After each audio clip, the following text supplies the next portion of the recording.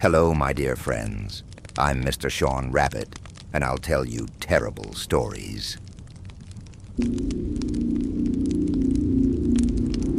How often do you have nightmares?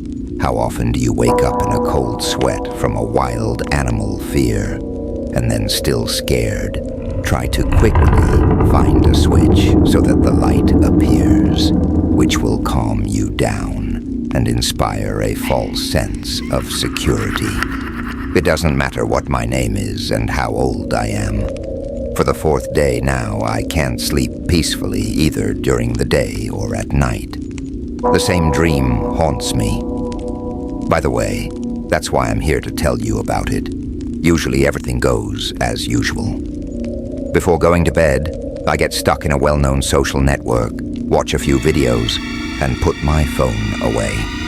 My eyes close on their own. I take a comfortable position and finally fall asleep. At first, everything goes well, even wonderfully. Beautiful landscapes and a beloved girl who looks at you so tenderly and affectionately and squeezes your hand tightly. Places I would like to visit, the life you dream about. But suddenly everything changes. Already in a deep sleep, I wake up because I'm cold. I look at my phone. It's 11 a.m. Time to get up. Having dressed and grabbed a cigarette, I go out of the house onto the porch.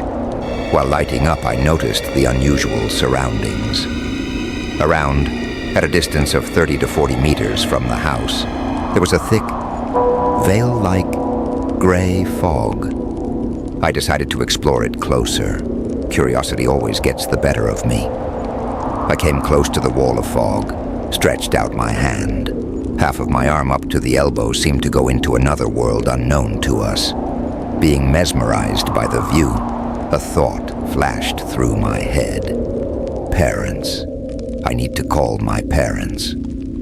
Having finished my cigarette on the go, I ran into the house. But rummaging through the rooms, I found nothing. Not a single trace of my parents' presence in the house. Having run to my room, I quickly looked for my mother's number. Panic was already beginning to take hold of my mind and body. My hands did not want to dial the number and hold the phone, and my legs were weak and refused to take a step.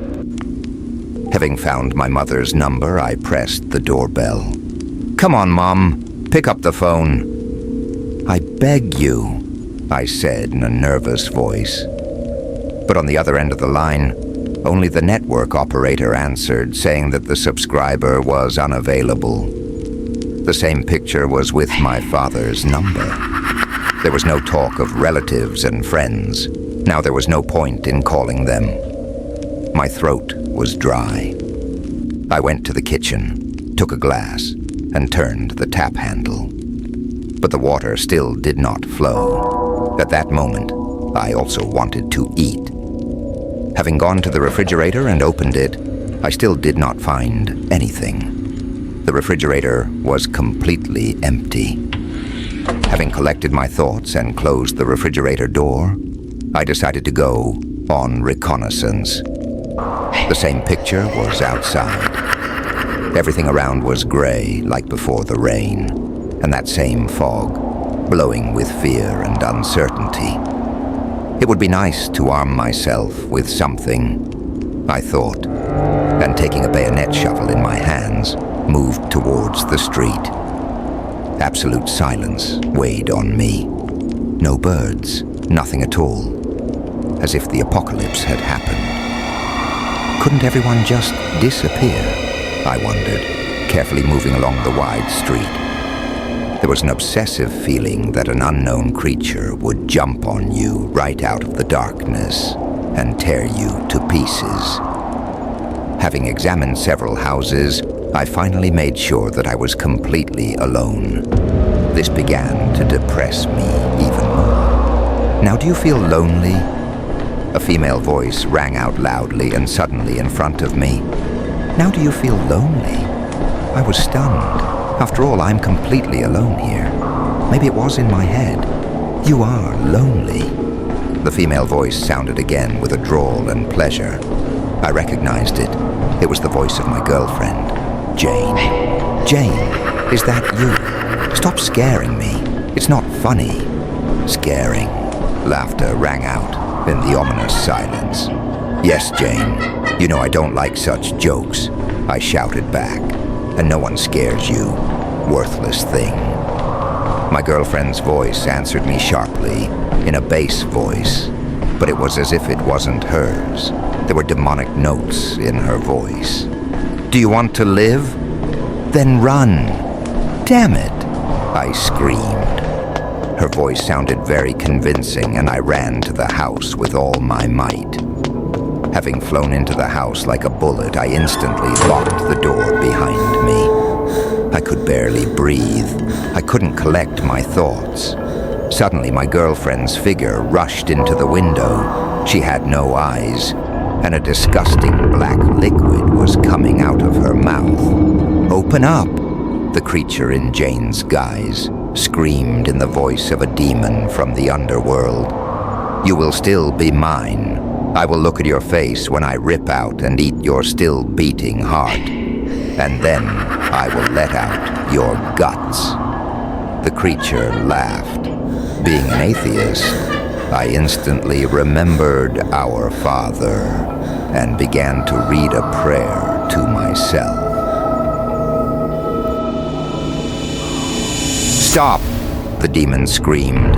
I raised my head and realized that the prayer, like a razor, cut the creature's hearing. I began to read the prayer even louder. The creature screamed and beat on the glass. I will kill you, scum! I will kill you! It screamed. Suddenly everything went quiet. I rose and carefully moved to that very window. I told you that I would get you. I only managed to turn around when the creature pounced on me and tore out my heart in one motion. I fell to the floor. Choking on my own blood, I watched as the creature ate my heart. Noticing my gaze, it crawled up, grabbed me by the hair and tore my head off in one motion. In a panic, I jumped out of bed, greedily gasping for air. Another nightmare, I quietly said, looking at the clock. 7:30. Time to get up for work. My girlfriend was sleeping with her back to me. Jane, honey, I said affectionately, it's time to get up. Otherwise we'll both be late for work. I pulled her by the hand and turned her over, dumbfounded. Eyeless, with a disgusting black liquid flowing from her mouth and a huge hole in her chest, lay my girlfriend. A smacking sound came from the kitchen. I stood up carefully and walked towards the sound. Looking around the corner, I saw the very creature from the nightmare. It was sitting on the floor and eating my girlfriend's heart. Seeing me, it pounced and tore off my head with a quick movement.